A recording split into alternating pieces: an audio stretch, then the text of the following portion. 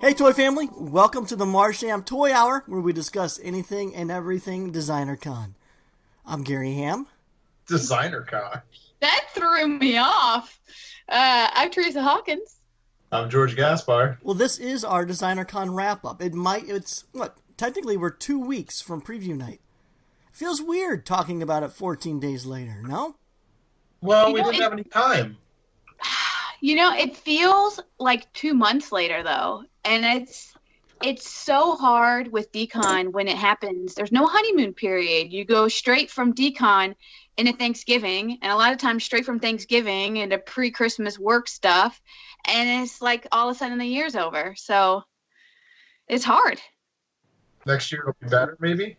I would think so. We're not gonna have any excuses next year. It's on a different weekend. It's almost 2 weekends. It's almost 2 weekends before that Thanksgiving weekend. So, yeah, we'll have plenty of time to talk before the family craziness starts. Yep.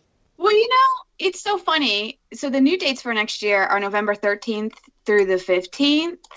And I know Ben kept saying, oh, it's going to be so great because there's always that Monday holiday. But Veterans Day is not a guaranteed Monday. It's just a random day. Veterans Day is actually before DCon. It's the Wednesday before. So the 11th is Veterans Day, and then DCon will be the 13th, 14th, and 15th. But it might be nice. So if people want to use the 11th to come out and have an extra day, they can do it that way. A day at Disneyland on the 12th, and then everybody goes to DCon on 13th. Yeah. So, but yeah, hopefully having a little bit of a breather before Thanksgiving will help because, man, I feel like I get back, right? I've got my haul. I'm feeling like toy bliss, and I have no time to sit and enjoy it. I'm immediately into, holy crap, my parents are coming in town. I can't put all my toys out and enjoy them. I have to put it in a corner and clean up and do all this stuff. It's hard. George, did you have time to even go through your stuff? I just sent you a photo right before we recorded. I just took it all out of the bag. Right before we recorded, I sat down, took out my bags, and opened it up. That was the first time I've seen any of it since DCon. Wow, it's quite the haul. I didn't, you know what? I forgot. I didn't think I got anything this year, and now I'm excited again, now that I'm looking at it all. One of my favorite pickups of yours, George, is that Taco Supreme. It just makes me laugh. It's the best. That was a 2-bit hack piece. And A when what? he showed it to me, a 2-bit hack. When he showed it to me, he always walks around with his box of stuff. He doesn't get a booth. He just walks around with a booth and a box. And he comes over and he shows me the stuff he's got this year. And when he showed me that piece, I was like, I gotta have it. Do you see it, Gary? It's a play on Supreme, like the popular hype brand, and then obviously a Taco Supreme. So it's a plastic red taco with the word Supreme on it. And I missed that. I don't know. When you showed it to me at the show, and I took a minute, and then I literally just laughed out loud. I just find it hilarious. And I gotta tell you, that taco is a heavy resin cast taco mounted on a blister card. It's no little toy. No, I missed that. I feel like I missed half the show, really. I feel like it's all blur. I feel like I was hardly there, which is true. I was rarely there. I missed Friday night completely due to a canceled flight. Saturday I was there for only about half the day because I got a raging headache every step I took. It's just pounding, so I went back to the hotel room and slept. And then I got most of the day on Sunday, but it was just kind of a blur. It's just a lot of stop and chats. I didn't really get to see a whole lot of stuff, so I missed tons. I'm excited for Teresa's review because I feel the same way. I know that I was not at my booth a lot of times somehow, but even though I wasn't, I don't know where I was because I wasn't roaming booths. I didn't go see very much stuff. But I went specifically to talk to a couple people and then back to the booth. And then I don't know. For some reason I wasn't even at the booth though. I don't know what happened. Man, you too. It's great. I felt terrible for you, Gary, because I have bad juju with these events lately with travel stuff. I feel like every event I go to, I end up having something happen with weather or my flight or whatever. And I always get so nervous. Right at this time of year, I'm like, oh my God, I hope nowhere has snow or anything crazy. And honestly, my travel was not a hitch. And then on Friday, I get these messages from you of, my flight's delayed. It's delayed again. My flight is canceled. I don't know if I can get out here. I'm like, oh my God, Gary, no. Like, I gave you my bad juju. I'm sorry. You can have it back. I don't want it anymore. That sucked. You're smart though. You've learned from those sort of things, and so now you travel the day before the event even starts. So in case there is any delays or cancellations, you can still probably make the event. I did not give myself that buffer. My plane was scheduled to arrive like 2.5, 3 hours before DesignerCon started. So any cancellation, any delay, I was probably going to miss it.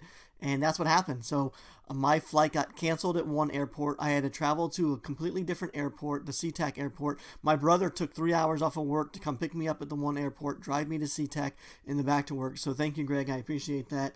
And then, so yeah, that was a 7-8 hour delay. So I didn't get back in. I didn't arrive into town until about 11 p.m. that night. So not only did I miss the event, but I missed hanging out with you all after the event. I just missed Friday completely. And unfortunately, I also had a canceled flight coming home. So again, I had another 6-7 hour delay. I was supposed to arrive home at 5, and I think I arrived home at, again, 11 o'clock. So yeah, I pretty much saw DesignerCon for probably one full day, and then spent 2 full days at the airport. You had a rough time of it, but you got to meet your boy toy, or maybe that's not the right word. Definitely not the right word. Your bromancer. Man crush. Sure, I'm sitting there. Nathan. I'm sitting there waiting for the Sunday flight back home. Just sitting there looking at my phone, just watching the app say delay. It's just constantly changing. And I look up, and sitting pretty much directly across from me is Nathan Urevagis. But I wasn't sure if it was quite him. He was looking at his desktop, and he's working away and all that sort of stuff. So I pulled up. I knew he was in town, so I pulled up Whoop Bear's IG account just to make sure it was him. And sure enough, it looked close enough, so I stand up and I show him the Instagram account of him on Whoop Bear's account. I go, "Excuse me, sir, is this you?" And he goes, "Yeah, that's me." And I said, "Oh, I'm Gary Ham. Nice to meet you." And then we talked for, I don't know, probably 30 minutes or so. It was a good time killer. It was nice to finally meet him. Oh, you called him sir? That's so sweet. Wait, what? You called him sir? You actually said, "Is this you, sir?" I so might polite, have. Gary. That's what I think I said. So anyways, let's get back to design. Hey, all these headaches was worth it because you got to meet Nathan. Oh, Gary. jeez. It was all meant to be.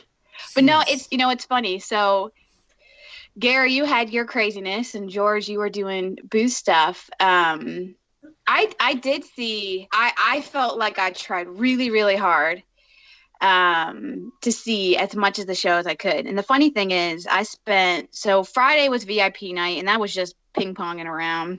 But on Saturday, I made it a mission. And I said, all right, I call it snaking around. I was like, I'm going to snake this darn event. So I start in, I guess, the right hall, bottom right corner, beginning of this event. And I'm like, I am going to literally go up and down every single stinking aisle from one hall to the next. I'm going to make it through this thing.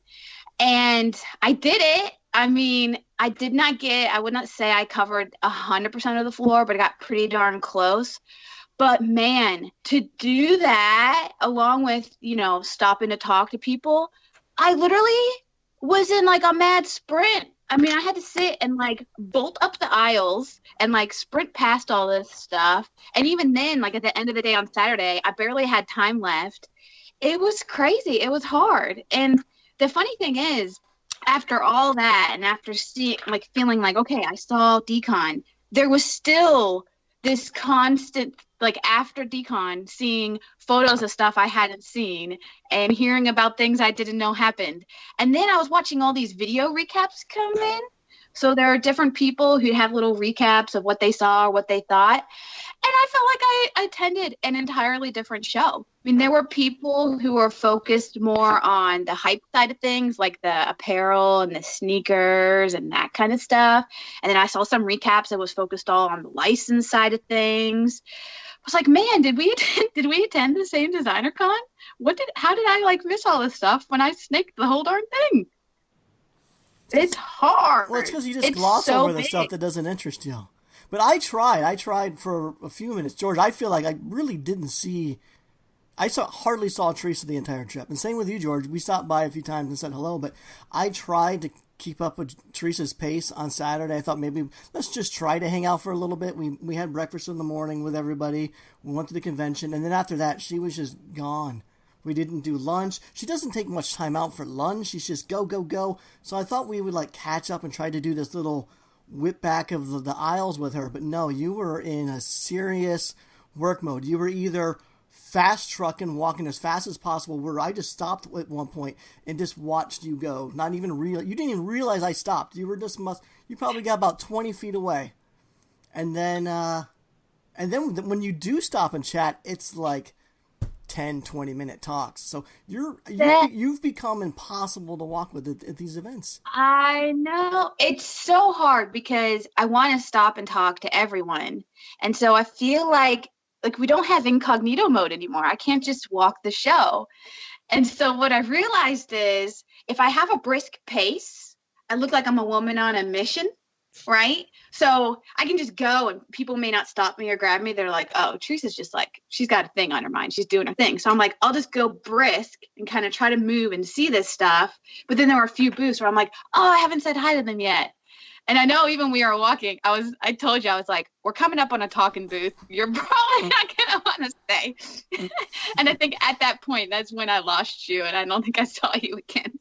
Yeah, I checked out on you after that because you were in convention mode, with beast mode. You were very fast paced, a lot of stop and chats, and I get that. You're there to experience a convention and buy toys, and I was more in a different mode. I was in more of a casual mode, not too concerned if I was missing things.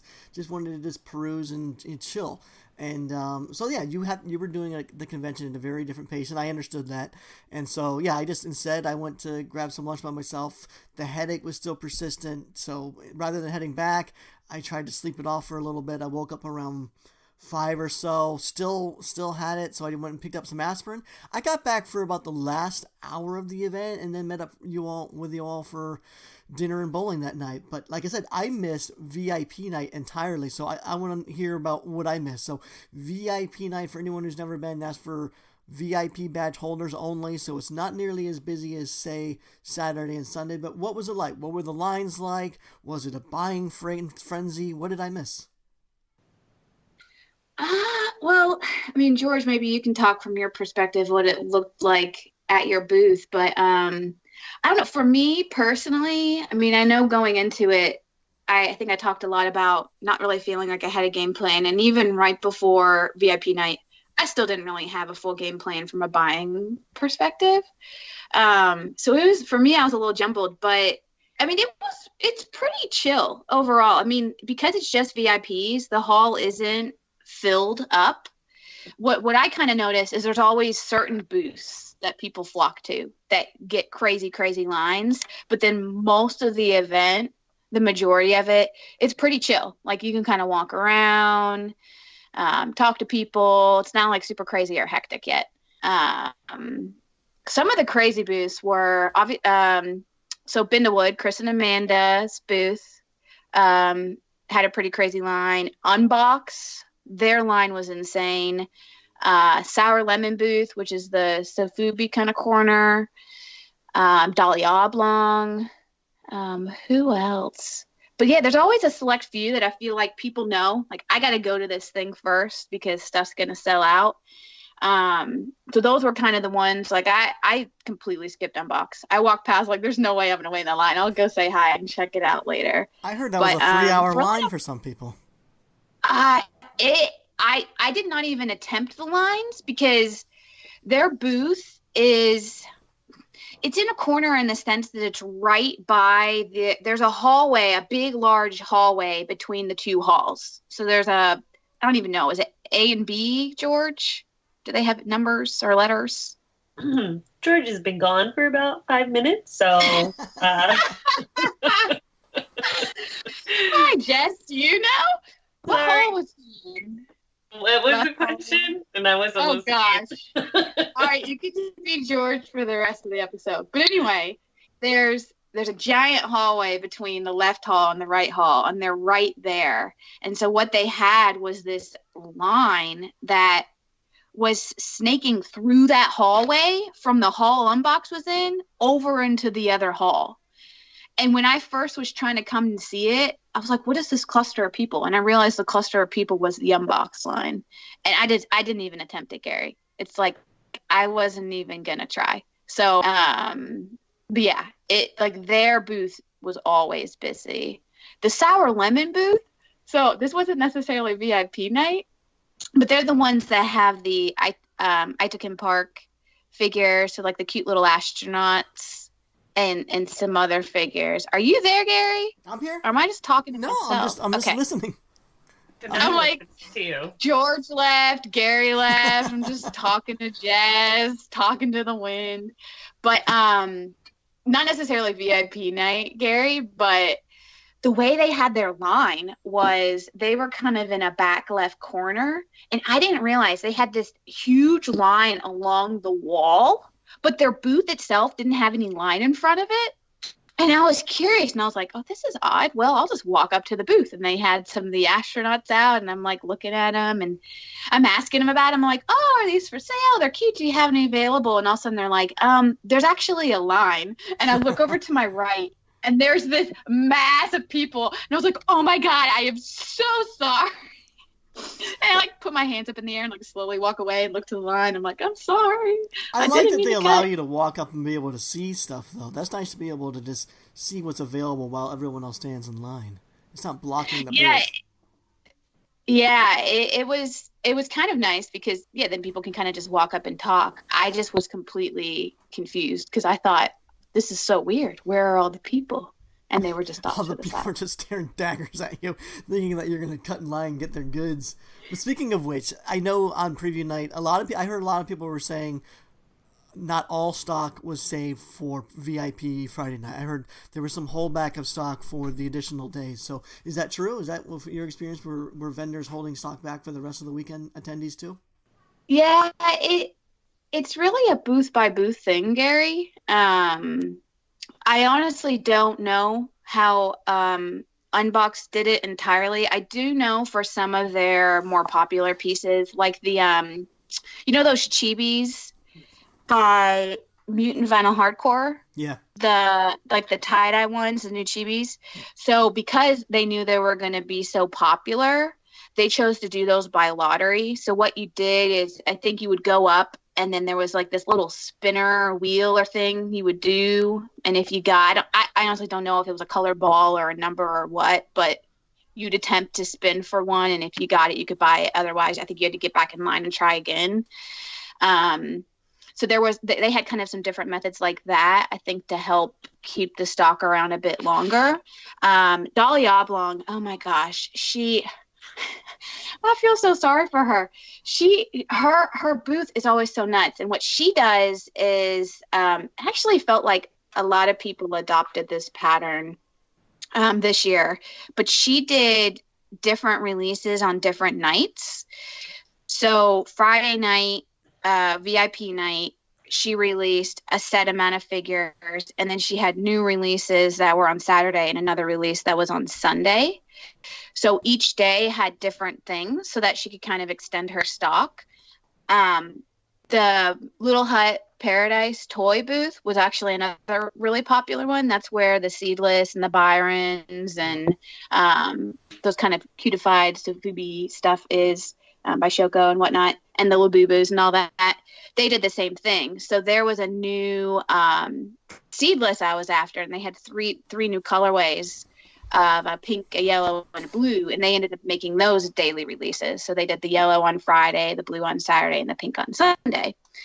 So it kind of just depended. It seemed like, I think some of the booths that are more popular are starting to get a handle, or I guess understanding that it's going to be a bit crazy. And I think they're trying to think of ways to extend stock or allow the general public to have a chance at it.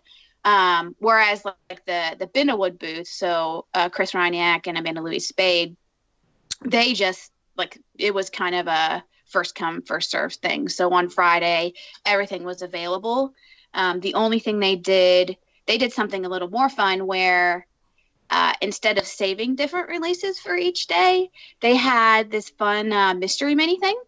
So they had 3 new mini sculpts that they released at DesignerCon for the first time.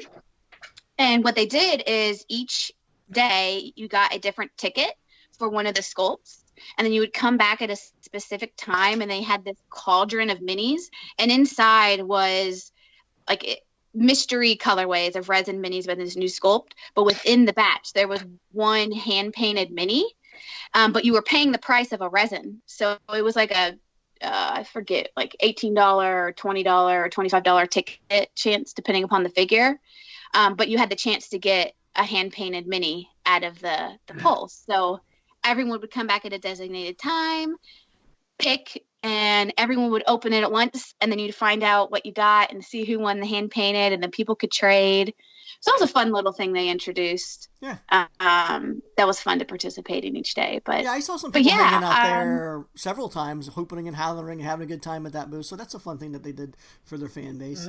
Last year, we had our DesignerCon wrap up, and we were probably a little overcritical on it, being that it was the first year in Anaheim, and we noticed some things that we wanted improved and we thought could be better, and we shared our opinions, and not everyone appreciates us being open with our opinions. So with that said, let's go ahead and compare and contrast last year's event versus this year's event. So do you think it was much improved? Did they make a lot of great changes and significant changes to the event that you thought made it better this year?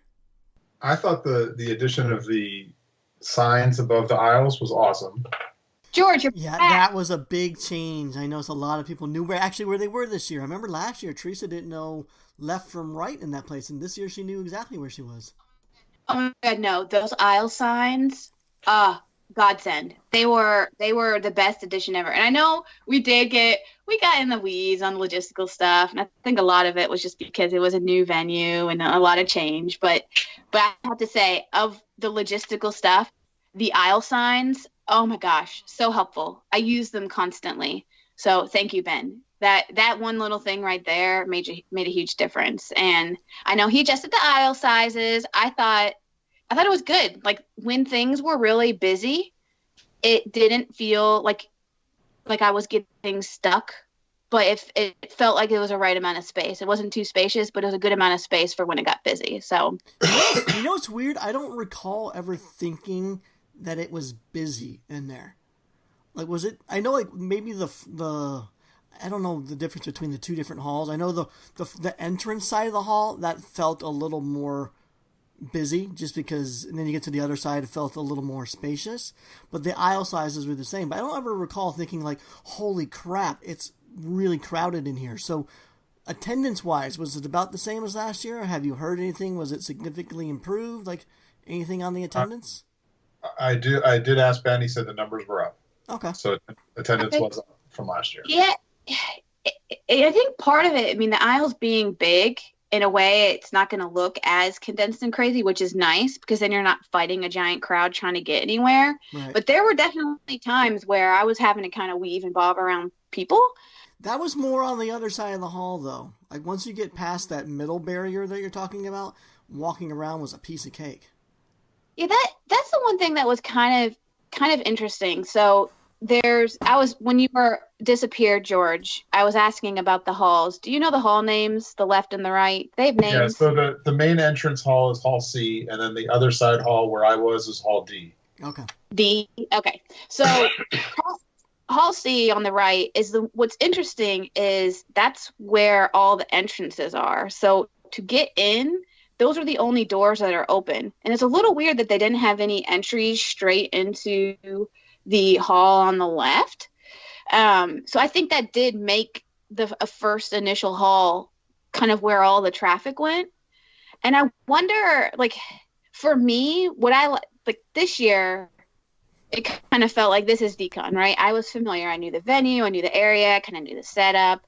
I knew that there was two separate halls and sort of this big hallway between them. But I wonder for people new to the show, how many people do you think people were missing and not realizing there was a whole other section? I bet when you first get in, you're looking around, you're like, wow, this is huge, and you just start walking, taking your time, thinking this is going to be the whole show, and then you get to the middle, and you're like, oh my God, there's a whole other side of this, and then you realize like I got to get through this whole thing. So yeah, I think at first it could be maybe deceiving that you only see the first half. There's nothing they can do about that wall thing, but man, I hate that wall. But that's just the way the convention center's set up. That has nothing to do with anything. If they move to the A and B halls, does it have the same? They are moving to the A and B halls, and I don't know. I know it'll be more of a square, like a rectangle shape, rather than that weird shape that Hall D has. Right. That kind of like dead angle. zone. Yeah, that kind of strange angle area. So they lose that dumb dead zone next year, which is great, I think. Yeah, totally. Yeah. No, because I think the left hall, especially that left side, it's kind of odd. It kind of just empties out and looks kind of weird. But I don't know if there's any way logistically, and if they're moving halls, maybe there's a better way to handle it. But I think it would help a lot if people could feed into both halls at once instead of everyone filtering into one section. And I think that would help, one, visibility of everyone in the other hall, but also just flow of traffic, right? So people can kind of get in and go where they want, and it'll help new people to the show realize that there's multiple sections going on and that it's not just one piece. Then you just have to hire more staff to guard all the doors to make sure everybody's got the right tags to get in. So, I mean, I can understand why you don't, but it would be a staffing logistic thing. So, speaking of staffing and logistics, there's one thing we didn't talk about related to the VIP night and just VIPs in general. And I really don't even know what can even be done about it. But I think one of the heartburn items that I heard about was around the entry of VIPs into the VIP night and both the Saturday and Sunday mornings. And I think, I don't know what to do about it. But what I heard, and I think you heard pieces of this too, Gary, right? That there was like some issues with, I guess they were trying to do this new wristband thing where anyone who lined up would get a wristband.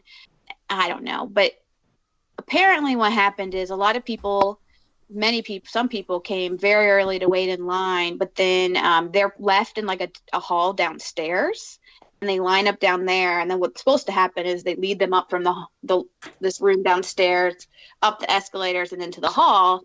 And apparently, logistically, something went wrong there. So instead of being led up, there was delays, and I guess people in the main lobby area were being let in before them, and there was something about an ADA line that people were cheating their way into that so they could get in early. So I don't know. Oh, what line? ADA? What's that?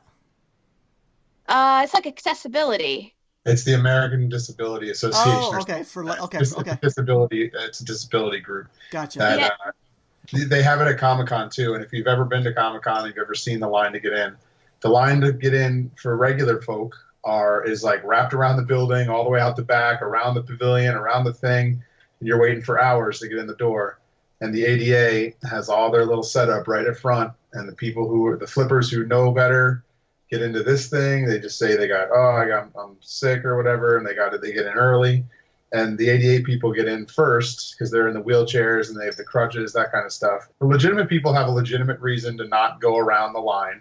But then there are people who abuse it, of course, just like people that have those stupid dog things where they take their dog everywhere with them.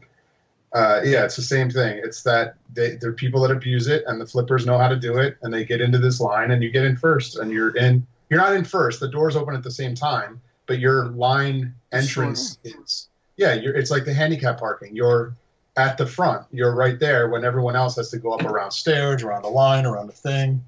So it seems unfair to people, and there are people that abuse it, but it's a legitimate thing. There are people in wheelchairs that like to attend Comic-Con, and there are people that can't legitimately do the things you have to do as a regular person to stand in line, and they have to they have to be taken care of. You gotta tell me where this line is next year. I want to stand on the inside of the convention hall and just watch these people that are supposedly ADA sprinting to the next booth. Right. And that's the thing. So you want to shame someone not knowing what their handicapped is, Gary? No. I want to. What if they have anxiety? If someone anxiety, George, come on. No, if you have anxiety, you certainly don't need a separate line for that. No lines for anxiety. But seriously, ADA lines for people with real disabilities, not broken moral compasses. That's not. But no, I think it would just be funny to watch someone who. But you're right. You can't even question. Yeah, so anyone having any sort of situation. If they say they have anxiety, you gotta go, okay, there's no doctor's note or nothing. No, it's like those guide dogs and stuff. You can't question. Yeah, so here's the tricky thing, right? So we've got VIPs who've been waiting crazy long hours in line because they really want this one thing or these multiple things or whatever, right? These people who have literally spent their day down in this hall. And you've got this ADA line, which I totally understand why Ben implemented it. I think it's new. I don't know if he's done it before, but totally legit reasons, right? There's people who he wants to give accessible access into the event. It's probably a law, so let's right. keep on that. Right? So then there's that.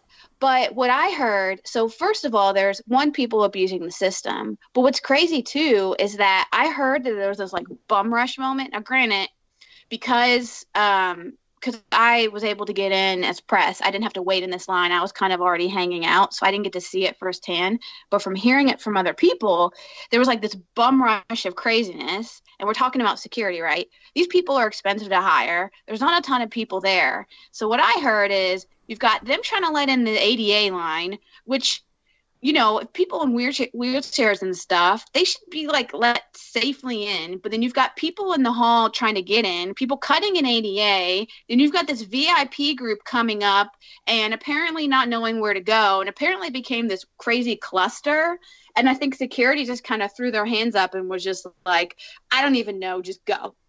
And I think people just started to go in, which, first of all, I mean, I feel bad for the ADA people. You'd think they would want some kind of special entrance or way away from the crazy so they're not getting bum rushed by the crazy people trying to get to the booths. But keep in mind, this is us all secondhand talking this. None of the three of us have seen any of this happen. So this is really just speculating. We don't know if they had a place that they're supposed to be. We don't know. Like, we'd have to have Ben on again or someone from the event to talk about that kind of thing. So here's the thing. If you're the guy that goes there at 4 a.m. to wait and get there that early, and because you want this one special thing from this one special booth that you know is a hot booth and is going to be a problem, here's what you do. This is DesignerCon. This isn't like Hasbro and Mattel. Write to the person. Send them an email and say, hey, I'm coming to DCon. I'd love to commission a piece. If you're there to buy a one-of-a-kind piece anyway, write to them. These are all artists who make stuff to make a living. Any one of us would gladly either sell you one of our things and have it for you at DCon or make you a one-of-a-kind piece anyway. Like, this is what everybody does for a living. Like, if you're going to be so butthurt that you can't get this one thing, write to the artist.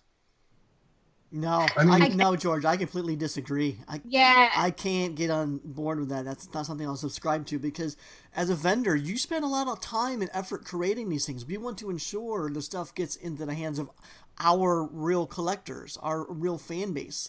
There's just too many people concerned about flippers these days, and it's always been an ongoing thing. But we don't want to support Flipper Nation. We want, if someone's traveling to DesignerCon, you want to ensure that they have the best chance of acquiring our stuff.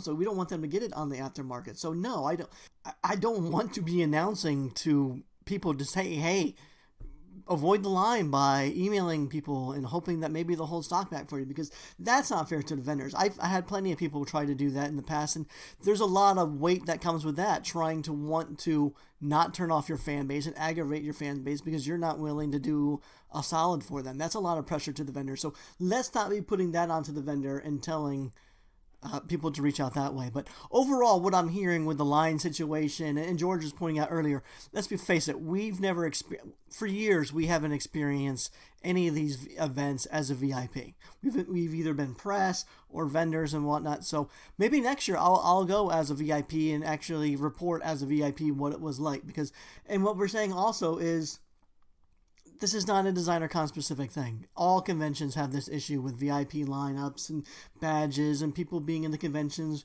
even before the people that have been waiting 15, 20 hours outside. It's an all-encompassing convention thing. San Diego, Dragon Con, whatnot. It's not specific to DesignerCon at all. Yeah, it's every convention. It has nothing to do with DCon. No.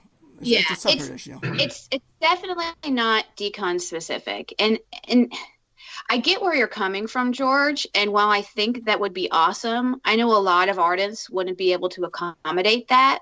But I think at the end of the day, this is where what Ben always says. He's like, look, it's up to booths to decide how they sell their stuff, right? Some people do first come, first serve. Some people do lotteries. Some people, instead of selling right at door opening time, will do sales starting at 2.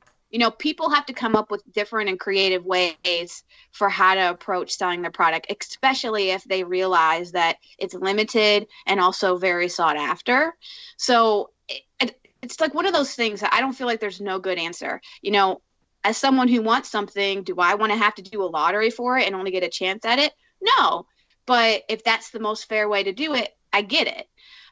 You know, another thing that I know some people have implemented, I have no idea if this would make sense for a designer con, but I think about gallery shows, and when you line up for like a line spot, sometimes what they'll do is a designated like ticket time, right? So people can come start line up or whatever, but what they'll do is say 1 p.m. that day, they'll start handing out numbers and saying you're number 1 in line, number 2, whatever, and let people disperse. And then they can come back at 30 minutes before the show starts and get back in their spot in line. I don't know if something like that would work, but it's a tricky thing.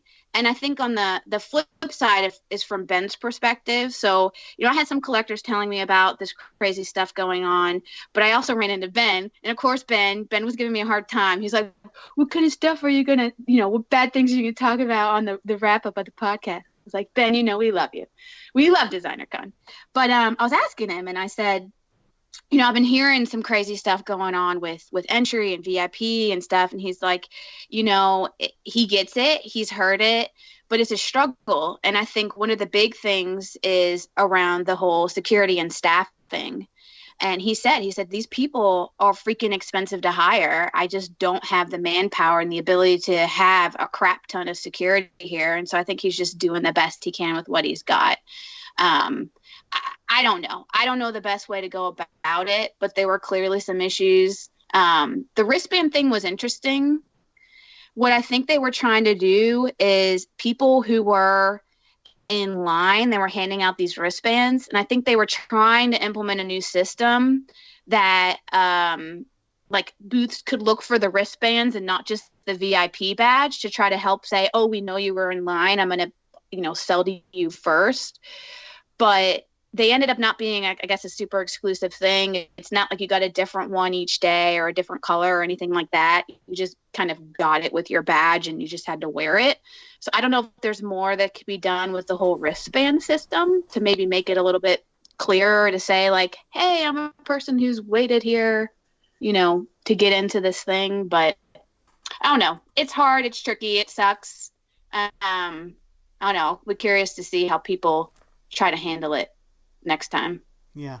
Okay, let's move on. So again, I missed VIP night, I mentioned, and I saw, looks like this year's VIP box is pretty awesome. There's lots of different items in there, and one of the items was a 100% bear brick designed by Scott Tollison and skinned as Vincent, of which he designed, and the other one was this teeny tiny little mini cat ship or scat ship. What's it called? It's Scat Ship, which is a really unfortunate name. I like to call it a cat spaceship instead. Okay, so that was adorable. I wanted one of those. I did not buy VIP. No, Press does not also get a free VIP box. So I saw images online of what was in there, and I'm thinking there's other things I'm forgetting. What else was in there? There was also that pin, that like sexy devil pinup girl. Oh, right. That one felt a little out of place for me. Didn't feel DesignerCon enough. Right. So it was the bear brick, the spaceship cat girl, the pin, sneaker wipes. I feel like I'm blanking on. I missed the sneaker. I got the sneaker wipes last year, and I loved them. They worked fantastic. They were great. And I meant to pick up another. I bought brand new shoes before the event. They're all scuffed up already. I would like to have brought home some sneakers wipes. It's so funny you say that because I actually have the same feeling. I was laughing a bit about the idea of them last year. I was like, okay, this is dumb. But then we tried them and they work and they're awesome. And I missed them this year too. And I'm kind of like, daggone it, I needed some sneaker wipes. And they have like these shoe shine stations where you can sit in a chair, like a shoe shine chair, and the guy pulls out the wipes and like cleans up the dirt on your shoes and everything. I've never partaken in it, but I've seen people sitting in those chairs, and that's pretty cool. So that sneaker wipe is made by Sneaker Lab, just so we're giving the proper promotion to the people who sponsored it. Okay. Yeah. So thank you. You know what's fun? You mentioned these little stations, Gary. I know we're sidetracking a little bit, but there were all these little pockets, right? I guess like VIP relax stations or sneaker wipe areas or kid zones or whatever. Did you all check any of those out? Because I totally missed all those different pockets of stuff, like the charge areas and all that, because I was too busy doing my thing. Doing your con thing. So no, I was not doing exactly my con thing. So I did take advantage of those areas. So I can speak on those. The charging station was fantastic. It has a bunch of several tables that has all the charging ports available for a variety of devices like Apple or Android. So I took advantage of that. I plugged my phone in. There was a couple of lounging sofas that I just sat there for about 30 minutes. And actually, I watched a lot of the time, I watched the kids play in the play zone. The play zone was right next door to the charging zone that I was at. And in that child zone was a ball pit, some bouncy characters for the kids to bounce on, a balance beam with a slide at the end. It looked like a great little place for the kids just to get out their ball of energy. The parents seemed to really appreciate it. So that was fantastic. And I know there was another one on the other side of the hall where the kids could sit on like picnic tables and color with crayons, like the All-City style trains and whatnot. So really nice that Designer Con is thinking about the families and the people out there like myself with bad batteries. Nice. You know, the charging station is an awesome idea. I've learned, because I do kill my phone, but I have one like a personal little power charger I carry around with me. But man, there are times where I could see me needing to charge up. I didn't have a chance to check it out, but that's cool that it worked that way. It was simple just to kind of walk up and use it. And they had bags. It was the USA ePay charging station. Oh. And they had free bags as well. I did not know that. Oh. See, I was too focused to enjoy some of the perks and stuff. You know, the kids play place was the Fashion Mama's Playground or whatever it's called. Wasn't there one also by like stand up art in the corner there? Yeah, that was the one with the coloring station with the trains and all that stuff. Okay. I do like that they're thinking of the families and the kiddos. You should bring the kiddos next year, Gary. Yeah, I think I'm going to. Yeah? Yeah, I think we're going to make it probably a whole family trip. Cool. Do Disneyland before. And I don't know, maybe I'll bring them to Designer Con, or maybe we'll split up and I'll do Designer Con by myself. But either way, I think going forward, like Designer Con's going to be a little different. The kids are now old enough to go on all the rides at Designer Con, and it's never been, I've always felt a little guilty going out and being a block or two from Disneyland and, not having the kids with me. So I think it's about time that they're old enough. It's time to make this a family trip. So yeah, I don't know what next year is going to be like for me. I hope I'm going to be there for at least one full day, but I think, Teresa, your cons have just gotten so crazy and you just know so many people now. I feel like I'm going to have to schedule like an appointment with you. I really am sorry. It's so funny. We started out going to events and hanging out the whole time. It's like I've lost my wingman. I've spread my wing. You have spread your wings and you're soaring. It's changed. Yeah, George, I honestly, it probably sounds weird to you, but yeah, I think I probably saw you about as much as I saw Teresa. Wow, really? Yeah. Really? It's kind of strange, but it's true. Your little girl's all grown up, Gary. She is so much so. So much so that I jokingly said to Scott Cattler on the Facebook group, like, I am currently accepting new applications for a new DCon buddy. No, I mean, Come you're on now. still on. You've become impossible to walk around with in that convention setting. It's really crazy. Come on now, we're still buddy old pals. No, we're still buddy old pals, like podcast pals and friends outside the convention. But I think in that convention atmosphere, you just need to do your own thing. It's so hard because it's so interesting because not only have we evolved, like how we walk around, but I've evolved. Like when I first started going, obviously it was collector mindset. Like artists are celebrities. Oh my God, like I'm finally being able to buy these things in person and see all these things and meet all these people. And now it's like almost a 180 where I'm going more just to see all these people, like see all my toy friends. So I'm not so much there about being a collector and buying all these things. It's more just walking around and seeing people and that regrouping and meeting people that I may have met online or that chatted to on the podcast, but haven't met in person.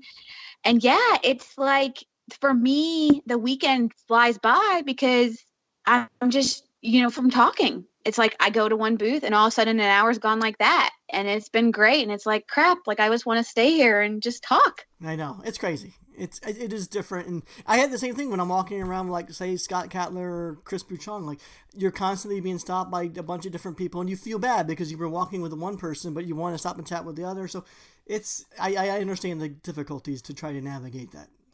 Okay, so something that's been kind of difficult. Okay, so now, right, as I've transitioned through these phases of how I attend these events, and knowing that I'm getting to meet a lot of people and getting, making a lot of close friends. Do you know what the hardest thing for me now is? Artist guilt. So okay, I'm trying to think of how to talk about this. So it's,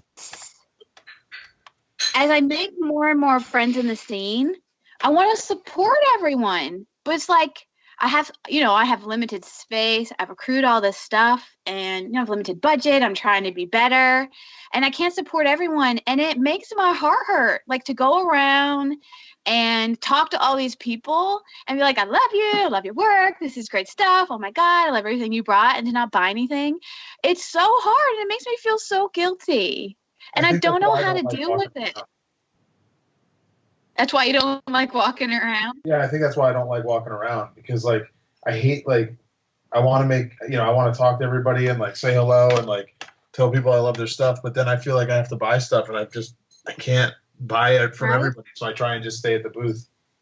It's like, how do I navigate this newfound territory? Because I obviously, like, I love toy people. I love our community. I want to support people. I want people to be successful. But, I only have so much money. I only have so much space. And also I'm trying to be, like we talked, like I was telling people, like, I want to be really good at DCon. I went really crazy at 5 points. So I'm trying to be very selective. And it's really hard because I don't want, like, I hope artists know that, like, I really, truly, deeply do love their work and love them, and me not buying something doesn't mean that, mean that I don't like their stuff or mean that I don't like them. But it's so hard to navigate. I mean, even for me being such a huge Chris Raniak fan, to go up and only buy, 2 things versus a million bajillion things, it hurts. It's like, obviously I'm a fan. I love your work, but you can only do so much. And it's even harder when you go up to booths and you just don't even buy a single thing. And you're just like, I love you. You're great. It's great to see you. Oh my gosh, great stuff. And then you just kind of walk away. It's hard. I really hope artists know that I love them. They know it. And I know what you're saying. I think we've all experienced that to some level. From an artist perspective, though, like if you had a booth, and I was a hardcore collector. I've been collecting you for 10 years. We've had this relationship. If I were to walk up to your booth and say hi and chat it up and talk about our great stuff and not buy anything, would you take offense to that? Or would you, like, not even think about it? I don't think they take offense at all. I really don't think that they think that much about it, because we all know Designer Con. It's 700 vendors, tons of product. We all know that we're all kind of fighting for the same sales and attention. You can't expect everyone to want to buy everything there. And I don't think people do. You might have a little more difficulty than, say, myself, though, Teresa, because you're kind of a known collector. People kind of know that you've bought a lot of stuff in the past, and they might not be aware that you are trying to be more selective these days and trimming down on purchases. So in that regard, I can see where you might feel that guilt if you feel that they know that you tend to buy a lot of stuff.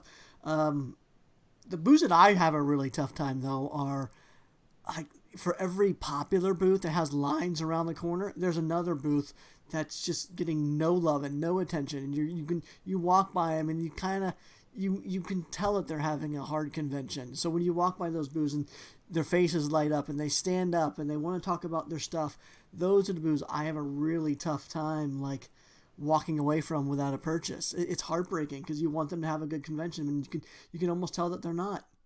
That hurts me way more than say the booths you're talking about. I think that's what she's talking about. No, I don't think she was talking about just the other ones where they're actually like, right? You were talking about the ones where people you know and you're friendly and you're friends with. I mean, in a way, it's kind of both. But for me, where it's really hard is the people that I've become really good friends with. And I mean, imagine the day. I don't think it's likely, but I know there's people in the scene like me and people who've been in the scene for even longer than me who got really into collecting very specific artists, and maybe their taste have changed or their budget or their lifestyle. And it's hard as a collector, knowing you've established this relationship with an artist, to not feel like you're supporting them as much, or taste have changed and you're not feeling their latest stuff or whatever. It's hard to navigate, but it's also really hard to navigate. I mean, but what you're mentioning too is also very hard to navigate, going up to those booths that are newer, more upcoming artists that aren't the crazy booths that have these crazy massive lines. It's like obviously I want everyone to be successful. I want everyone to have a good designer con, but yeah, it's difficult. Yeah, it's not in reality. I totally understand it coming from you, Teresa. To hear George say that's an aspect, like George, I picture you just walking around not giving a crap, just kind of doing, you being George. For you to hear that this impacts you as well is kind of a surprise to me. Oh no, it's the hardest part of DCon. Like, I hate walking down aisles and like seeing all this cool stuff and not being able to like buy. Like, there was one guy at this show, and I really wanted to go back and get it, and I totally forgot. But he had these cool, like, they looked very like Henson Muppety. Like, there were these like monster, like almost like Sesame Street like monsters, and they were all ceramic and they were all handmade and they were amazing. And I really wanted to get one, but I knew like I don't have room in my collection. I don't have room in my house for it. I don't know where I would put it, but I love it. And then I feel like a dick if I'm like, hey, this is awesome. And then I leave, give them any money. Right. And but I legitimately thought they were great, and I really wanted one, but I just don't know where I would put it. Yes, there were even booths. So one, oh my gosh, fantastic artist, Silk and Thistle. I'm not sure if you're familiar with her. She's a newer artist I've kind of started following, and her stuff is freaking adorable. And it's freaking made out of cotton, you guys. She'll like build an armature, but then build it up using cotton, like needle felt cotton, and then she'll paint on top of it. These gorgeous, cute creatures. Oh my gosh, she's so sweet, and I love her work. And that was one of those booths, George. Like, I walk up and I'm like looking at her stuff, like hearts in my eyes, and I'm just like, ah. But I don't know her as well, right? And I feel like I'm an ass because I'm going up there and I'm like, oh my gosh, like, I love your work. And I got to talk to her a little bit about how she creates them and about her process. And I was just like, your pieces are so great, but they're expensive, $400, $500, $600 pieces. And I just can't do it. I just can't justify that with my budget. And so I just go up and I talk to her, but then I have to walk away. And it's hard. And it's a balance because I want to go up and talk to her and meet her and let her know that I love her work and I want her to keep doing it and it's great stuff. But it's hard to be that person, George, that you just say, yeah, I'm going to say all these great things, but I'm not going to make a purchase. You guys, we can't be feeling the weight of this as collectors. It can't, like, if we start feeling this too much, we're not going to, we shouldn't be putting this on ourselves. Let's just say this. Let's all, as a community, know that this is a thing and know we all love each other and we want everyone to succeed and everyone's work is great. We just all can't support everyone, and it's okay. I love everyone. Please don't hate me. It makes my heart hurt. But that, to me, that's my latest and greatest dilemma in the world of toys. Artist guilt. I feel it and I hate it. It's understandable, and I'm sure you're not the only one. That should be a survey. All right, let's talk about what? Yeah. You guys should make that a survey, like asking artists, like, would they rather have you stop and like say how much you like their like whatever they're selling, or just keep you walking by if you're not going to buy anything. Do you feel Gary? guilty, Teresa, because you think they might know who you are? Oh no. Yeah, so like It's you not should about, ask it's not artists about like, if they know me or not. Oh, okay. I thought it was being It's just in general. Right. I thought it was just being a new thing. Maybe it was like a pre-podcast or podcast thing. People recognize your voice, your face, maybe your name, and that sort of thing, that they would want you to support their stuff, and maybe you talk about on the show or put it in your hall or whatever. I mean, I guess it could be part of it that maybe people know my face and my name more than they used to. I think it's just I've transitioned. Before I was just an attendee and a collector. So I guess, yeah, in a way it might be connected to the podcast, but it's just, I don't know, I've gotten to know more and more people. It's just hard. But here's what you do. You just take a picture of it and say that you love it so much you want to look at it later. No. I think that's worse. I think it is being way the worse. person, That was a joke. I'm not an asshole. to walk up and do that whole like I'm just gonna look and take a pic and walk away is much worse than being like, hi, my name is Teresa, I follow you, I've been following your work recently, I just found you a couple months ago, I love your stuff, let's talk about it. To me, that's at least showing them that you like their work and they you appreciate it. I feel like that's a heck of a lot better than doing the creepy drive-by picture, I'm not even going to say hi thing. Nah, I'd rather actually have the people come and take pictures of the stuff. Honestly, like from a booth standpoint on this whole subject, like I'm fine when people come and talk to me and tell me they like the stuff. I think that's great, and I'm actually fine when they come and take pictures of it too, because then they might share it. You know, they might put the picture online, or they might show one of their friends who might end up going and buy something. That's true. So either or for you? Yeah. Either take it. You know, oh my God, I forgot about this. Something I did that I feel terrible about. I've never done it before. I'm never going to do it again because it was a shit move and I feel terrible. So don't hear this story and ever do it, because be a man and have balls just to walk away. What I did was I was in a situation at a booth where I was talking about, oh, this is really great, I really like your stuff. And I felt that guilt that you were all talking about. So what I did is I pulled up my phone, took a picture of the thing, and then raised my phone up and took a picture of their booth location as if I'm going to circle back and buy this thing. Oh, I know. I feel like such a dick. I feel really, really bad. Don't do that move. Oh, gosh. Oh, man. The guilt of cons. We all feel it in different ways. Anyway, let's move on. We've been hashing on this too much. I did want to go back to the Bear Brick VIP goodie.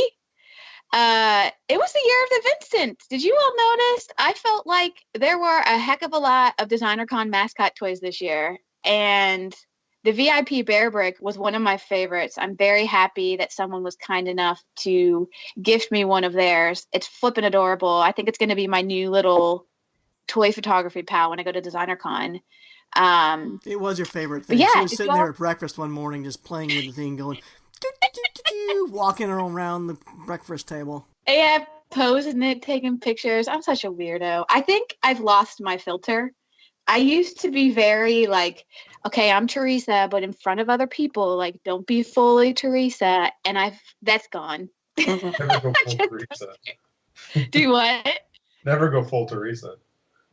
I'm close.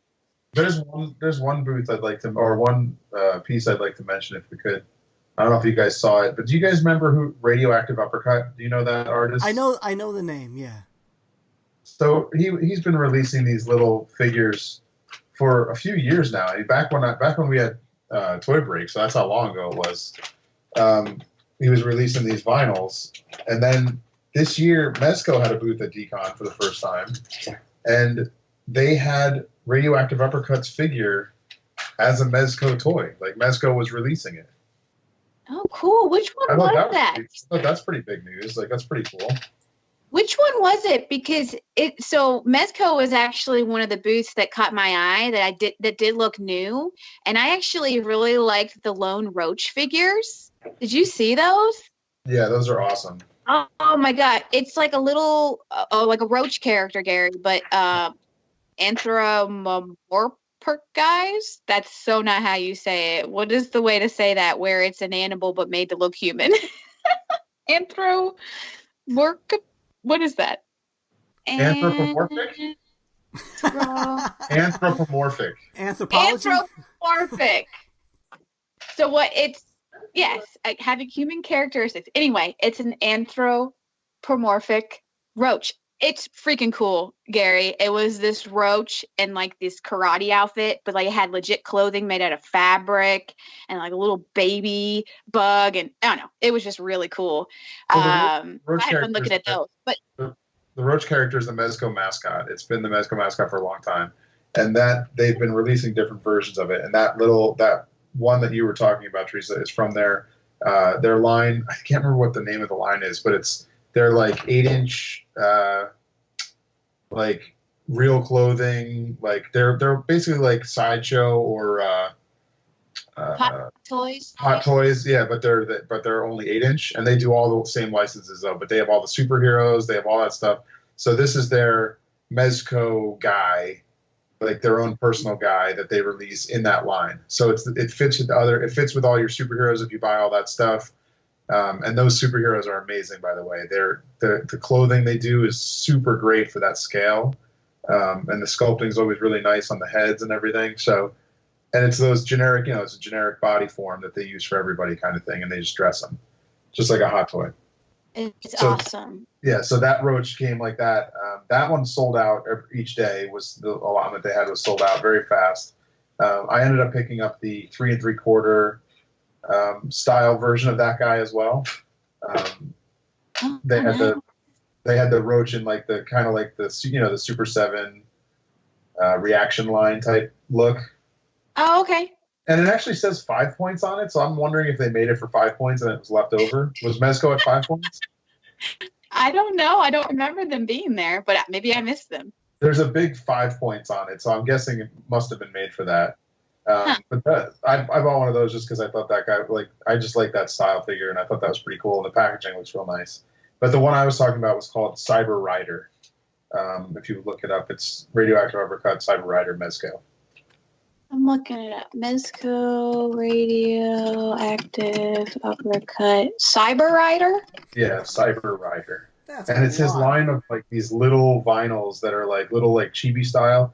Usually they used to be sculpted by Gene St. Jean, and he probably did this one too. It looks to be the same style, but I don't know for certain. Oh, this like chubby skull. He's like almost like a Judge Dredd looking skull guy. Yeah, I like it. And it was much cheaper too than he was able to release them for, because they probably made them, probably made more of them, being Mezco releasing it, than when he was doing it alone. Yeah, this is cool. I thought their booth was really fun. Before, because I do want to jump into other things we saw around the event, but I was curious. I was asking about the DCon mascots because there were so freaking many. I was curious what your favorite one was. Could you please say mascots again? What did I say? You said mascots. I meant to say mascots. Oh, I know what you meant to say. I'm turning into you. I'm turning into you. What have you done? I gave you took my travel bad juju, and now I'm taking the inability to speak from you. I love that we're no longer editing, because that's something I totally would have changed. Not no more. What did I say? Mascots? Well, anyway. Mascots. Did you all have a favorite? Because if we ignore the VIP Bear Brick, although I really liked that one, I really liked the Big Shot Toy Works design. It was like a kind of retro, chubbified Vincent, super cute. They had 4 different single color vinyl, I think at the 3D Retro or the Designer Con booth, but it was flipping adorable. Oh, wait, that was Big Shot Toy Works made that? Yeah. Interesting. That was my least favorite one. No offense to Big Shot Toy Works. I don't like the design. It doesn't look like Vincent. Well, you know what's funny is I did tell Clem, I was like, I feel like it's kind of a Clem Vincent like blending of the worlds. It's Clemified. It did look But it's less cute. George. I thought it was Vincent is not me, adorable. by the way. Yeah, right. That's you, George. You can Well, deny, but it's totally you. It's not George. George, what was your favorite then? 'Cause there was I mean, there was the dissected Vincent with the Jason Freeney one, right? Yep, there was the larger Vincent Dunny, the 5-inch, the cube head. What else was there? I swear there was more. There's a crap ton. I mean, I guess out of those 4, I would probably say I like half of the dissected one. I do actually half of the dissected one. I actually can agree with that. While I like the dissected approach, I do wish they had produced both and done a production of the non-dissected and the dissected so people could choose. Maybe that'll be 2020. Maybe. I like the guy who dressed up as Vincent. That's my favorite Vincent. Oh, yes! I saw that picture. That was awesome. Did you see that, Gary? Did he look like George? No, it's some guy. Your brother actually tagged the guy's name. Oh, really? You knew who it was. Yeah, hold on, let me find out. Right here, and your brother tagged. His name is @DAEO. Diego Estolano. Oh, Diego? Super 7. Yeah, he works for Super 7. Super talented guy. Yeah, I guess he's a Super 7 guy. He's a Super 7 guy. Yeah, he's awesome. It was awesome. Yeah, and it wasn't even his backpack had like the big utensils in it, like a pencil and a brush. It was great. Yeah, it was perfect. I It was wish cool I to had see Vincent cosplay. All right, Gary, did you have a favor? You want to talk other things? No, I did get the 100% DesignerCon Vincent Bear Brick, but let's move on. Well, speaking of Tollison-related things, because Scott Tollison's tied to the Vincent design, but he had, oh my gosh. So I didn't know these were going to be there because I've been terrible at social media lately. But he had some new Lotus Dragons on display, and oh my goodness. So he had those Lotus Dragon designs done through Kid Robot as dunnies. Years ago, they had the 3-inch and the larger 8-inch or whatever. And he is working on a new version of it with 3D retro, just like a new spin on the Lotus Dragon look. And oh my gosh, y'all, did you all see those? It's this 9-inch piece, but they are so good. Tell me you loved them, because you gotta love them. I love them. They're great. They look great, and they're huge too. Oh, they're the thing, like the detail, like the sculpting detail and the paint application. What's crazy is they were just factory samples, but to me they looked ready to go. I was wowed. I did not expect them, and I was walking around and I was like, "Oh my god, what is that?" I thought those were really, really cool. So, bravo, Scott. And there's 2 different colorways. There's an OG, which is like his standard, more pastel-y, the blues and the pinks, and the tan. But then he's got kind of like a evil version too, that's black with purples and greens and blues. It's awesome. Yeah, it looks really good. Did you pick up the nugget? I did not pick up the nugget. Did you get a nugget? Of course I got a nugget. I love that. You had to get the nugget. I love a good chicken nugget. I would want like a cute chicken nugget. Oh, it's not the cutest chicken. It's not cute. It's George cute. It's not Teresa cute. Did you buy one of those enamel pins, Teresa? They had that pinwheel pin. I don't know how to describe it. It looked like it's like a spin wheel with an arrow, and you can flick the arrow, and half the time it would land on like what you would spend your money on would be toys, and the other half the time would be like food, rent, art. Yeah, it was like that was a great pin. Yeah, it was a collaboration with Broke Piggy called the Spin and Spend. I would have, but one of the options on it was drugs, and that's just so not me. I hope it doesn't land on that. I know, but it had toys, rent, food, and drugs. I'm like, man, if you just hadn't put drugs. I know, they could have had any other option other than that. Well, you know what? None of us got it then because I didn't either. I got the Argyle pin. Well, I do have to say I had fun finding people with it, and I would spin the little arrow to see where it landed. So it is a fun little interactive toy, or pin. Yeah. And even though we didn't buy it, maybe our listeners want to pick it up. So I'll include the link to that in our show notes. It's called the Spin and Spin enamel pin. Otherwise, let's talk about some of our other sponsors before we get back to Designer Con. So for all your designer toy needs, wants, and desires, since we're talking about Designer Con and Ben Goretzky and gang hosting a great event, let's point you in the direction of his online and brick and mortar toy store. It's called 3D Retro. If you're in the Southern California area, be sure to visit the store and check that out. Otherwise, you can visit them online at 3dretro.com. There is also StrangeCatToys.com. Be sure to load up your cart, and at checkout, use our promo code Marsham at checkout, and you'll receive 5% off your entire order. Otherwise, there's also My Plastic Heart. They have a brick and mortar location in New York City. If you're in the area, be sure to check that out. Otherwise, visit them online at myplasticheart.com. Again, at checkout, use our promo code TOYFAM at checkout. If you live in the States and spent $75 or more, you will receive free shipping on that entire order. Otherwise, to stay on top of all the latest and greatest in designer toy news, be sure to like and follow SpankyStokes.com and thetoychronicle.com. Let's get talking about Designer Con. Okay. Yeah. No. So, how was the convention for you guys overall? For myself, I can say it was phenomenal. It was an amazing experience. Huge improvements. I think just made it even better than it always has been. I really thought at the time I had nothing negative, no constructive criticism to think, but I've been thinking on it, and I think if I had to bring one constructive criticism to the table for Ben and his team to look at, I think the artist alley table area needs a little more love and attention next year. It was felt neglected. It wasn't well traveled, and the format was different, so the aisles are smaller than all the other aisles, so when you're snaking around, it was a little jarring when you hit that area, so you avoided it. Yeah, I referred to those as the tea tables because they were labeled with T's in the booth numbers. I agree. When I snaked the hall, by the time I got to that section, I couldn't do it. And I think it hurt them to be in the far back section of the second hall or the left hall.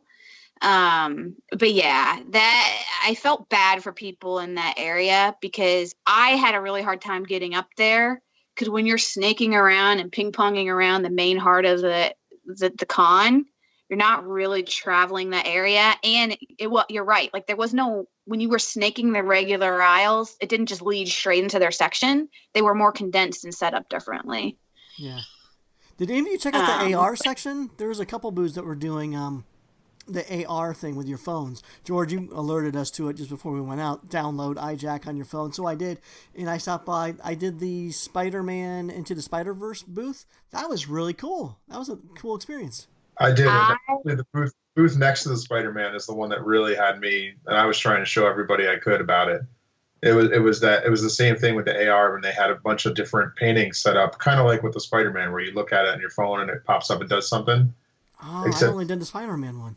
The one next to it. So it was all different paintings. And it just looks like a booth with a bunch of terrible easels it just looked like cheap easels holding up a bunch of poster board pictures. But when you pulled up your phone and you open their app and look at it, each painting did something. It came to life, and they were amazing. And I could just picture imagine going to an art gallery and you look at all the paintings on the wall and you're like, wow, this is great. You looked at the show, and then you go through it again, but this time you hold your phone up and every painting does something. That's pretty cool. It's a nice feature. It was amazing. I mean, I could see that whoever's doing that thing, I think it was called iJack or something. I could see that really becoming a thing in the art world. You had told me about it, George, and I really wanted to do it. But then by the time I got to that second hall and that area, it just didn't happen. I just didn't do it. But I'm glad I got to see it through your phone. So I did get to see a piece of it. I mean, yeah, it was really cool. And I wanted to go. They were selling a book, and I forgot to go back and buy it, but I wanted to go get the book, because then if you look at the book while you're at home, you could pull up the app and look at all the things, and each page comes to life. Oh, that's cool. And I totally forgot to go back and get it, but I'll have to order or something. Yeah, I mean, back to your question, Gary. I mean, I think, I know we had Ben on before DCon, and he was talking through the event and stuff, and talking about how he's growing the show and starting to pull different stuff in, apparel and sneakers and some of that kind of stuff. And for me personally, that's not something that's ever going to interest me. I'm not ever going to be I don't even know the name, a sneakerhead. Is that the right term? I'm never going to be a sneakerhead or really into apparel or hype stuff or whatever. I'm there for the toys. But it frustrates me a bit that I think people don't want to let go of the old DCon, right? But DCon's just evolving. It's Ben's show, it's Ben's choice, and it's evolving into a show that's more than just toys. And I've kind of accepted that. Like, to me, DCon is what DCon is. I know it's going to have all this stuff there. There's pros and cons to it, right? So on one side, I think it's great because it seems to be pulling new and different people in. When you're walking around, it's cool that I can watch a bunch of recaps, and it seems like people are experiencing lots of different shows in one. You can see people who are sneakerheads finding a lot of stuff that interests them. But on the other hand, it can be hard because it's so big and there's so much. And when I'm snaking around, I feel like I'm having to really, I'm seeing a lot of stuff, and I'm having to kind of pick and choose and find the things that interest me. And it can be really hard because I'm like we talked about, I'm having to race through the hall, and I don't really have time to actually look and observe and see everything. So it's kind of mixed feelings for me. I love DCon. I love seeing people, but it's a different kind of show. I've had to accept that it's not going to be 5 points where I can do both. I can walk around and have time to kind of peruse the booth and also talk a bunch. I think I've learned and realized that when I go to DCon, I got to accept that I'm not going to be able to really see it all because it's so big. Right. Did it help out that they had some things that were categorized together? Like there was the cute corridor, there was the Sofubi cul-de-sac. Did it help having those areas where there were complementing booths kind of all in the same area? Or no? For sure. I loved the corridor personally. I thought that was a really fun idea. I hope that they'll continue and it'll keep growing because for me, it was great. It was a lot of boosts. I really liked kind of condensed in one area. Obviously, it helped. They had a little map handout. So I was able to kind of mark up on it and have a physical copy so I could kind of visually see where some of my main booths were. Like I had your booth highlighted, George, certain people that I want to make sure I get around and can find. But yeah, I think the tricky part, those areas are great. It's just, I know Ben says that he curates, but I think at this point, DCon, to me at least, it's not really a very curated show. It's just a lot of different stuff. So when you're walking around, you're going to see stuff that you love, and then you're going to see stuff that you probably, for me at least, I have no interest in, right? So snaking the whole show like I did, I don't know if I'll do that again next year because I feel like I ended up just having to rush through the whole thing just to try and see it, kind of doing air quotes. And I think I would rather experience it more of going through and kind of picking and choosing areas I go to. But I don't know, even as I say that though, what's so hard, there's so many international booths starting to come. And I'm not as familiar with them. And so there were moments like the scat ship, the little cat spaceship that was in the VIP box. She had a booth. And I think the name of the booth was something I wasn't familiar with. And that was one of those I saw while snaking around. And I was like, oh, it's Barry Cece. I should go up and say hi and see the other stuff she has. So there's benefits to snaking around, right? You see things that you weren't expecting to see, or you come across a booth where you're like, oh, that's that thing I see online. I just didn't know it was named XYZ. Or like I was with Eric and I came across this new kaiju area, and I found out about a company called M1 Go that has these super cute tricycle toys with different kaijus, like kaiju toys riding on it. So like Ultraman or Godzilla or Busca, Hedorah. I feel fancy because I know what these things are. You're looking at the doc, aren't you? No, these are actually. I've been doing some research, Gary, but like that's. I don't believe like you're pulling that off the top of your head. That's amazing. I am. It's crazy. I'm like getting all educated up in here, but like that's one that I never would have in a million years had on my list. But then walking around with Eric, he goes to this booth. I'm like, you're at a booth I've never been at. Where are we? And most of it's like, I don't know what this stuff is. But then I'm like, what is that? What is this tricycle thing? And so it's hard. It's like these mixed feelings inside of I want to see it all. I want the experience of having a, oh my gosh, kind of moment, right? But I also want to make sure I have time to talk and see all the things I want to see. So for me, it's a constant struggle. And that's why you see me be the way I am. I'm just like a crazy whirlwind of Teresa trying to take it all in.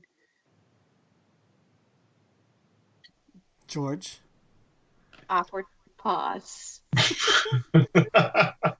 I'm trying to do this thing now where I pause a little bit so George will actually jump in and be on the episode. Like, if I don't do that, he's not going to chime in. And then I also know, like, we're an hour and 20 minutes in, like, at this point, he just wants to check out anyways. He had a grilled cheese, so he wouldn't be talking, hangry, George. Though. Yeah, George, we were talking, like, I think, like, about an hour into the show, you're good for it. After that, you start getting hangry. You just want to, like, let's just wrap this up. Let's just end this. So yeah, I don't know. You guys forget that this is the Marsham Toy Hour, and that's all I'm good for. So maybe we just need to say our goodbye to you then, sir. No. And then Teresa and I do the last half hour. That would be amazing. Can we do that? George! Let's just try it. Let's see if the audience likes it better. You're just going to peace out? Seriously? Before you go, George, before you go, I have a question for you. All right, go ahead. Have we seen the best of Designer Con? Has it peaked, or do you foresee it getting better every year? I think it's still going to continue to grow and be better, bigger, and better every year. I don't think it's not a tiny little homegrown show anymore. It's a full-on convention, and people need to like get with it. I mean, like I told you before the show, and I'll tell you again after, my booth, I don't deserve to be at Designer Con with what I bring. I need to step up my game, and I plan on stepping up next year. Oh, we're going to hold you to that.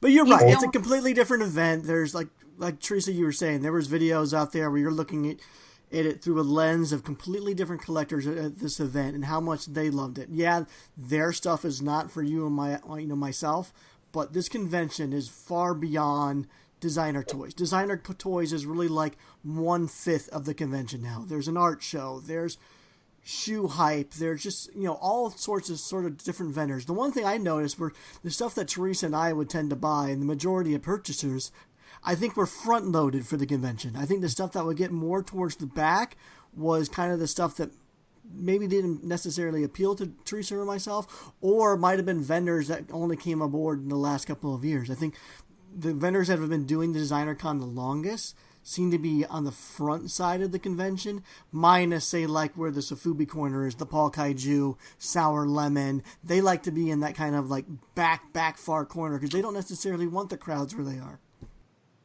And you know what's funny is when I was walking around, in my head I was thinking that Hall D felt a lot more like old school Designer Con, like the smaller booths with the personal vendors, and it didn't have those, like you were saying, like the big booths like the Metacoms and the sneaker hype shoe cleaners and things like that. That all seemed to be over in Hall C. And I felt like Hall D was kind of like the chill. Like there was no DJs really playing in Hall D. It was like Hall C, I went over there and it was all like, I felt like it was like flashy and loud and like big booths that like weren't necessarily the guy making the thing that was there. And like Hall D was kind of like the chill, cool room where like the peaceful artists selling their wares. Like, I don't know. And then I said that to Jessica and she was like, no way. She's like, Hall C feels more like the old Designer Con people. And I was like, It's weird. Like, I guess I don't know. I don't know what made it feel different to me, but I don't, maybe it's like I don't want to hear DJs playing. I don't need DJs. You don't need a DJ at DesignerCon. You don't need a DJ at any convention. I didn't even notice the music. Oh, I didn't notice any music this year. Talk to Squid Kids and ask him if he knows if there's a DJ at DesignerCon or not. Oh, man. What about, was there a panel this year? I know there was a big giant chair section set up for panels, but I never heard it over the intercom or nothing. It was hard to hear anything over the intercom, but there was definitely, there was a panel section set up. They had panels throughout. I know at least on Saturday there was stuff going on. What were the panels this year? I don't know. I didn't go to any of them. I don't Gary, know. I'm not interested in panels. There's no interest in Exactly. I don't think we need to even talk about it because none of us did it. We didn't even think about it. That's to me, that's like a place to go if you don't have a place to sit and you're like, oh, I want to sit down. But there were I don't know. There's no reason. For me, I don't see a reason to have panels. I agree. This convention is just too big for it, right? It's not. I mean, Comic-Con has panels. Exactly. Like, there's a crap ton of panels at San Diego, but this is it's just not. It's not that type of panel. You want to know how many panels I've been to at San Diego, and I went for 19 years. I went to 3 panels. And I was on them. The only one. Actually, no, that's not true. I went to one panel that I wasn't on, and it was to go watch someone I knew. I have never done a single panel ever. Oh, that's not true. At 5 Points, we did the one super plastic one. That was the only one I've ever done, and I did San Diego for 12 or 14 years or something like that. We're not panel people. Like, there are people that love that stuff at conventions. I mean, there were people that used to come to the Toy Break panel. Like, I don't know why. Like, I wouldn't go to a panel about me talking to you about something. Like, it just. But every year people would come somehow. People are just drawn to you, George. Well, there was a basketball court there that we were supposed to play a game of horse, Teresa, but we never did. I never even saw the basketball court. How was it? Did it look cool? Yeah, it was kind of sad, actually. It was you get through, you're in this massive booth, right, in one hall. You move through the hallway into the next hall. It's this massive booth. And then as you get further and further left, all of a sudden just gets kind of sad. Everything's kind of spread out. Not a whole lot going on. And you get over here and it looks like a lot of dead space. And then all of a sudden you see way back in the far left corner, this sad looking hoop with George, a little. Yeah, it was kind of like a neighborhood hoop that you just see the kids playing on. It wasn't I don't know why, but I had envisioned this full-size basketball court with wood paneled flooring, and I just had this grand image of an NBA court for some reason with netting so the ball wouldn't go out. And no, it was probably fine for those who played. It was just really actually kind of far away from where the booth ended. I think it was probably another 50 feet away to get to the booth, which is great for the rebounds and stuff, but it was even too far to even just get up close and go check out. Well, maybe they want to do that next year because they're going to have a regular square room or a rectangle room. It for me, in my head and in the vision and all the hype and talking about we're going to use it and play, I was sorely disappointed. I was like, I don't wanna. So it was okay, but we didn't use it. Oh, well. Well, for basing back on that question you asked me about DesignerCon, if it's bigger, or if it's good, or if it's peaked, if you want that small time, not small time, but if you want that small town feeling, that little DCon of the olden days, there's a show coming up in April called Creature Bazaar, and I have a feeling it's going to have that vibe. It's going to have that everybody there is the guy that's making it. It's regular tables, people selling their stuff at a table, toys all over, cool stuff, monsters, masks, everything is going to be there. I'm really glad you brought that up because I was going to ask you about it, George, because I was hearing people saying, oh, there's this new DCon alternative. People were handing out flyers. I was like, what's everyone talking about? But then I realized they were talking about this Creature Bazaar, and I saw your name on the back of the flyer. So I was curious. It's in Pasadena, right? No, it's in Glendale. They didn't want to have that stigma of just being like, oh, look, it's DCon again. So they're not doing it at the Pasadena Convention Center. So from what I could tell, it looked pretty kaiju focused. Am I accurate? Yeah, I mean, there's probably going to be a heavy kaiju bent to it, just because the organizers are like very kaiju heavy. So I think that's going to have that'll be a part of it, but they're going out of their way to make sure that there's a good representation of people there, not just kaiju stuff. Huh. I'm curious. You'll have to keep us looped in as things develop. Oh, yeah. I don't think I'm definitely excited for it.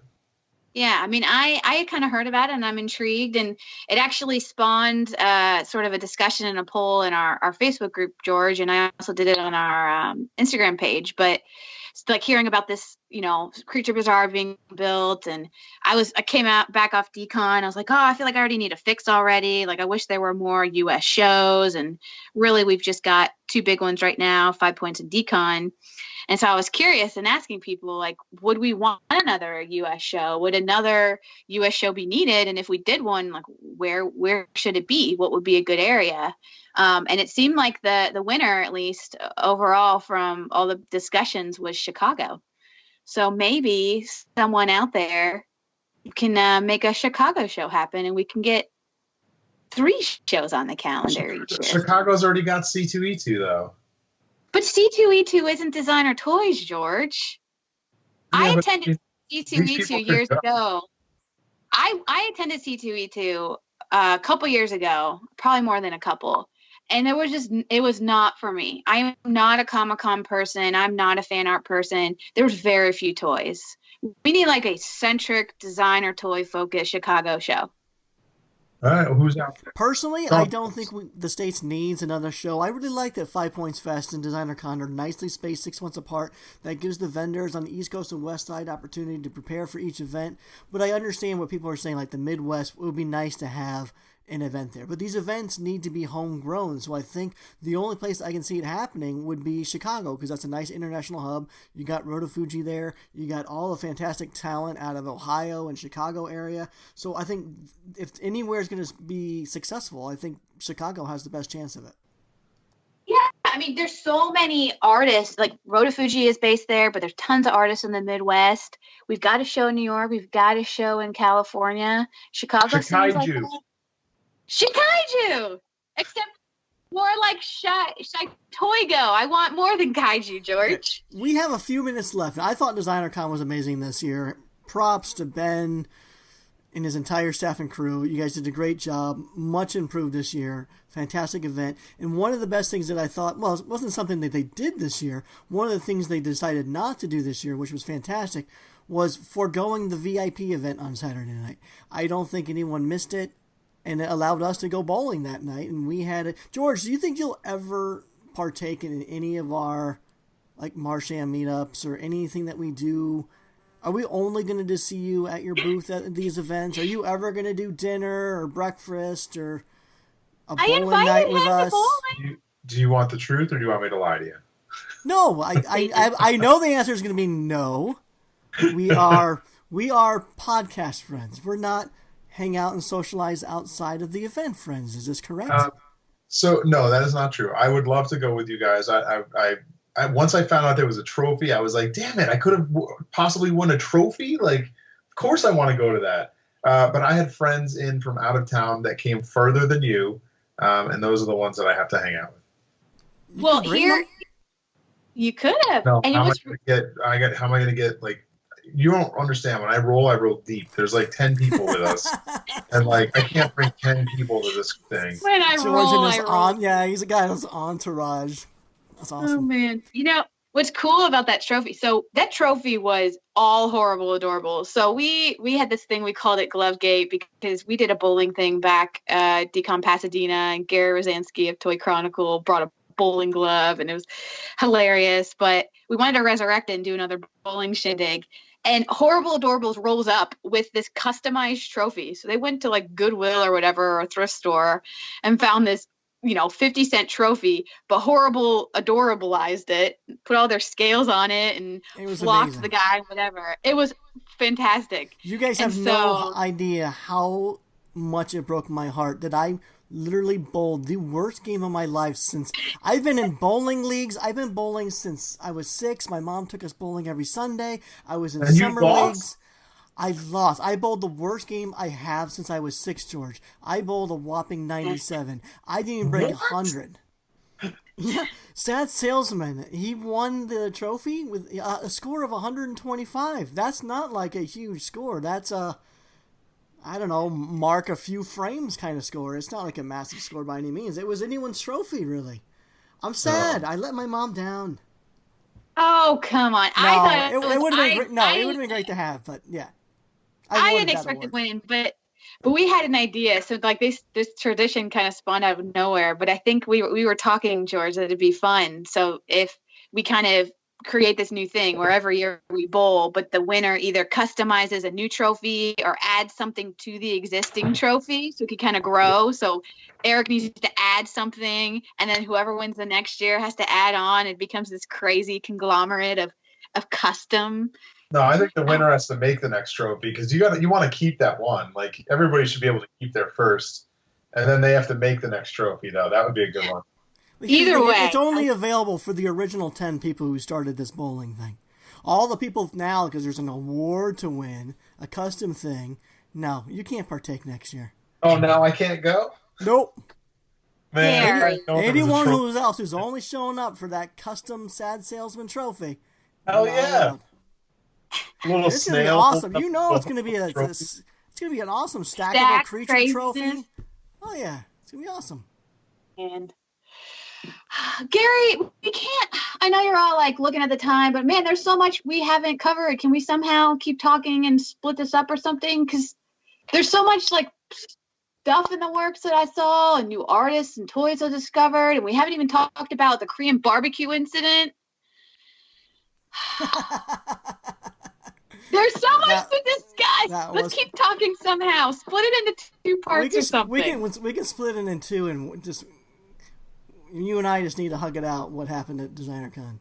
And George, if you really are super hangry, even though you had that grilled cheese to try to help us out, if you really want to peace out, I understand. But I feel like there's so much more. Wait, who said I'm hangry?